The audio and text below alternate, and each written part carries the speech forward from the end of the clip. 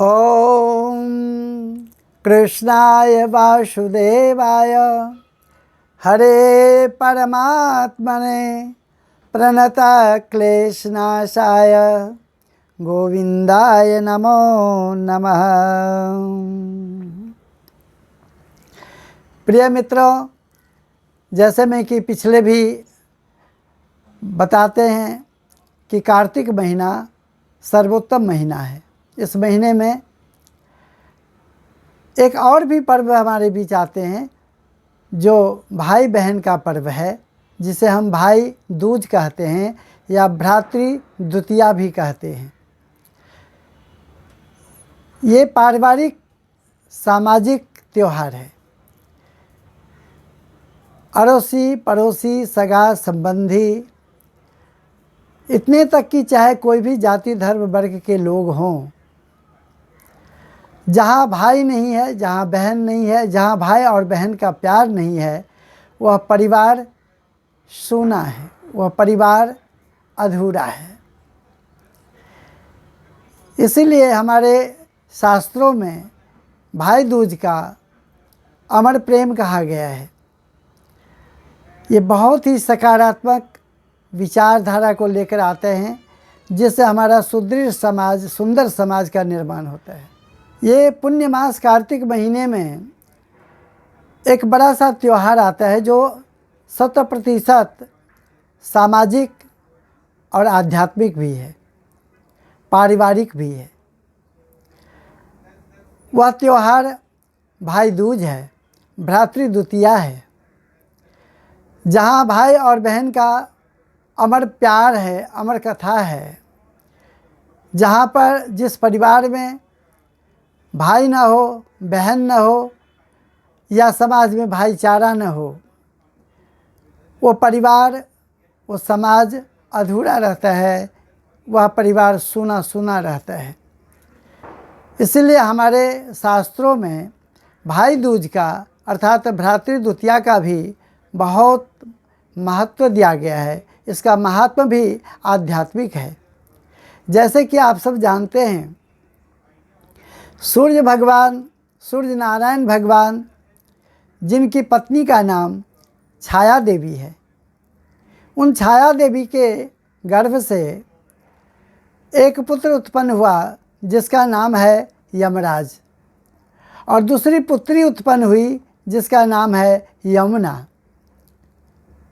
यमुना विवाह इत्यादि करके जब अपने ससुराल चली जाती है तो बरसों तक उनका भाई अर्थात यमराज जी बहन के पास कभी गए नहीं।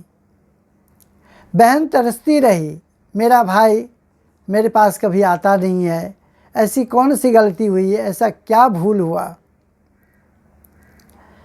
परंतु यहाँ यमराज के मन में ये था कि वो मृत्यु के देवता हैं।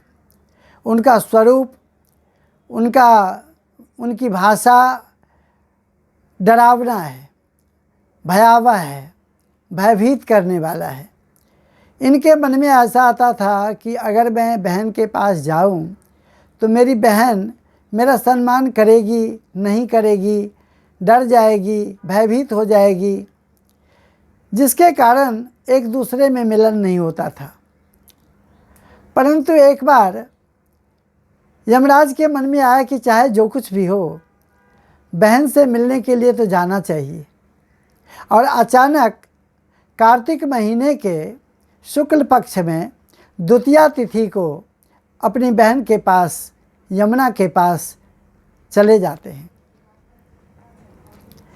जैसे ही पता चला यमुना को कि मेरा भाई हमारे यहाँ आए हैं, प्रसन्नतापूर्वक तिलक की थाली लेकर, आरता की थाली लेकर, फल फूल लेकर, जल लेकर दौड़ पड़ी और उनका स्वागत की। उनके पैर को धोए, उनके हाथ को धोए, उनको तिलक लगाए, उनको आरती की और प्रसन्नतापूर्वक नाना प्रकार के व्यंजनों से, अनेक प्रकार के भोजन पदार्थ से, मेवा मिष्टान्न से उनका सत्कार की। उनका आदर सम्मान किया।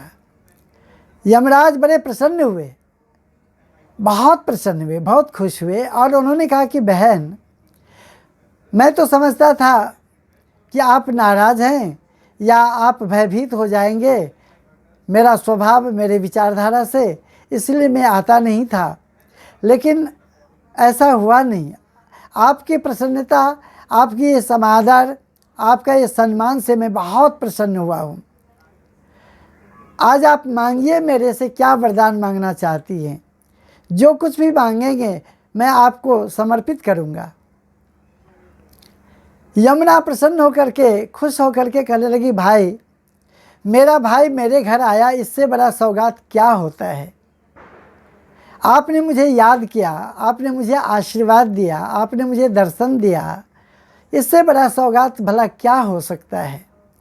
फिर भी आप अगर मेरे ऊपर प्रसन्न हैं, कुछ देना ही चाहते हैं, तो मेरे स्वार्थ के लिए नहीं, मेरे परमार्थ के लिए दीजिए कि संपूर्ण समाज में जो नर है, जो मानव है, जो मनुष्य है, जो सचमुच स्नेही है, जिनके घर में भाई और बहन का प्यार है, उनको ये आशीर्वाद स्वरूप दीजिए कि जो कोई भी आज की तिथि में जो भाई अपने बहन के पास जाए, बहन उसका सत्कार करे, बहन उनका समादर करे, उनका सम्मान करे,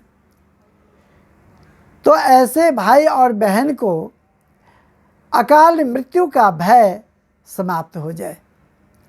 अर्थात किसी भी परिवार में, किसी भी भाई बहन में इस तरह का कोई संयोग ना बने कि कोई दुर्घटना, कोई घटना, कोई अकाल मृत्यु का कुसंयोग बने। ये आप आशीर्वाद दीजिए। और ये आज हमारा और आपका, अर्थात यम और यमुना का मिलन, युगों युगों तक लोग इस गाथा को गाएं, इनको स्मरण करें। और जहाँ पर ये गाथा, जहाँ पर ये कथा, जहाँ पर ये स्मरण लोग करेंगे, वहाँ आपका भय न सताएं। इसी के साथ यमुना ने अपने भाई यम को सत्कार करके, पुरस्कार देते हुए, सौगात देते हुए उनको विदा किए। और यमराज ने तथास्तु करके उनको वरदान दिया कि ऐसा ही होगा। मेरे मित्रों, आज भी ज्ञान प्रकाश चैनल के माध्यम से हम पूरे समाज को ये संदेश देना चाहते हैं कि भाई बहन का अमर प्यार, अमर कथा, ये अमर गाथा कभी समाप्त न हो। इतना ही नहीं, जब हमारा समाज अड़ोसी पड़ोसी का सगा संबंधी और समाज के सभी स्त्रियों का सम्मान करे, बहन की तरह प्यार दे, तो मुझे लगता है कि परिवार में या समाज में जो किसी प्रकार का अनिष्ट घटना घटता है, जो आए दिनों में बहुत सुनने को मिलता है, देखने को मिलता है, ऐसी घटना दुर्घटना समाप्त हो जाए।